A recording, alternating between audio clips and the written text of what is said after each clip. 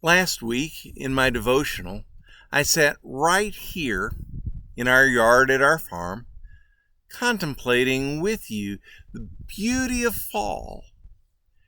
Did you know that the leaves don't actually change colors?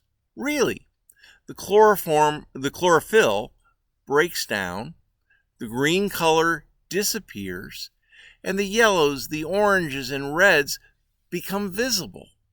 And it's that absence that allows each leaf to show its true colors. It's been my experience, has it been yours, that absence often shows truth.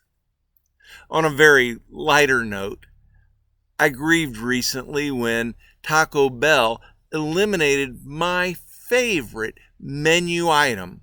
It's Mexican pizza. Not fair.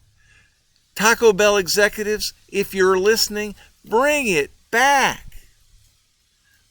More seriously, I felt even more passionate about the value of truth as I've seen so much of our country chase after one conspiracy theory after another and devolve into a love of outright lies.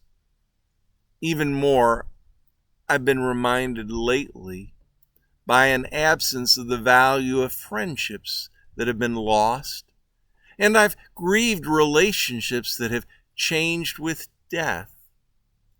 I don't think I've ever felt as deeply pained in worship as I was recently when we read 26 names of people who had died in the previous year. I know I've never read more names.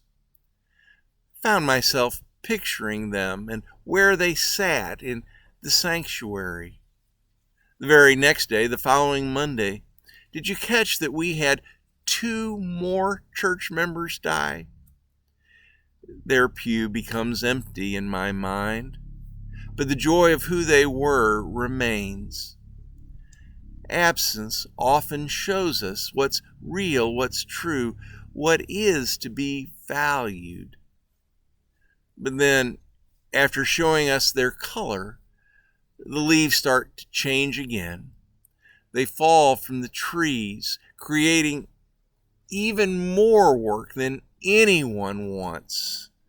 By the way, can you see how much I've got to do? And they fade. The colors all become brown. Every last one of them becomes a brown.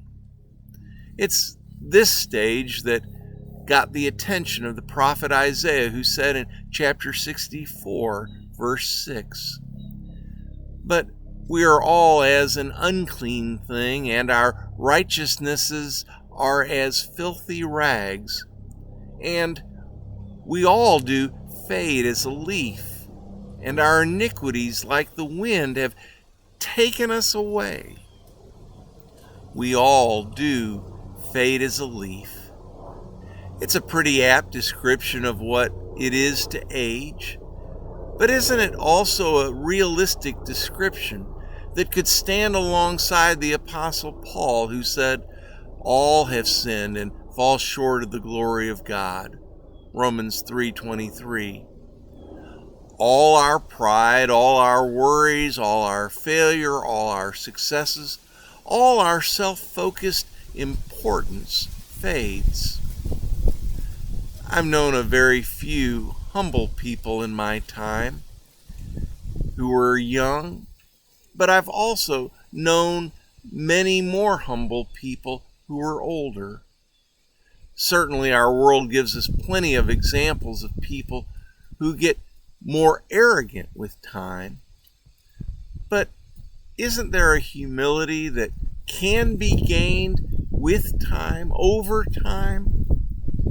Perhaps all of the gifts offered aren't exclusively given to the young. I know that recently in a sermon series I talked about wanting gratitude as a final gift.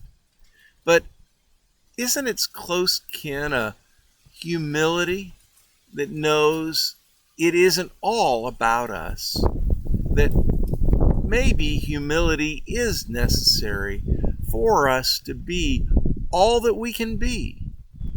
And when all the leaves fade and drop from view, what remains is the tree standing still. God, we pray, grant us humility that you stand still before our view.